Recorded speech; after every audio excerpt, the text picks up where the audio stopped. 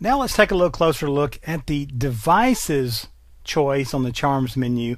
So if I go over to the lower right and go to Charms, you'll notice devices is right here.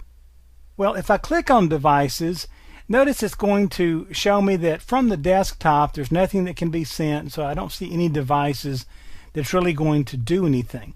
But I do want to show you, and let me switch back to the desktop just a minute. If I want to add devices to my machine, like printers and that sort of thing, I notice I can right click here, right, and then I can go to Control Panel, and I can do the same things that I've always done before, right? I can add devices, I can add printers out here, I can do all kinds of things, okay? But then once I open that devices menu in Windows 8, and this is a screenshot of my laptop, okay?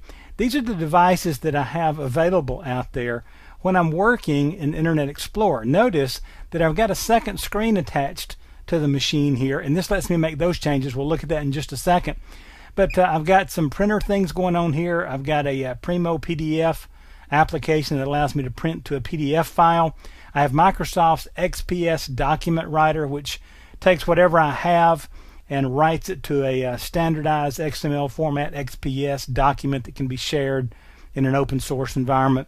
And then notice this one, just because I plugged in an external monitor to the card, Windows 8 recognized that, and if I click on second screen here, you can see that it brings up options. Now this is really nice if you use a lot of multiple monitor situations, because I can choose, PC screen only, duplicate the desktop, extend the desktop, show it on the second screen only. With a one click of the mouse I can take care of that stuff, okay? When I'm done with that, I can simply click this and I'm right back out to my devices, and I can click on the individual devices and see different aspects of them and so forth. So the devices menu, based on the context where you're located, will let you see what device the particular application or situation you're working with can interface with, okay? So always remember, by going out to that Charms menu, going to devices, will give you an idea of what's available to you based on where you are. Again, if you want to work with devices,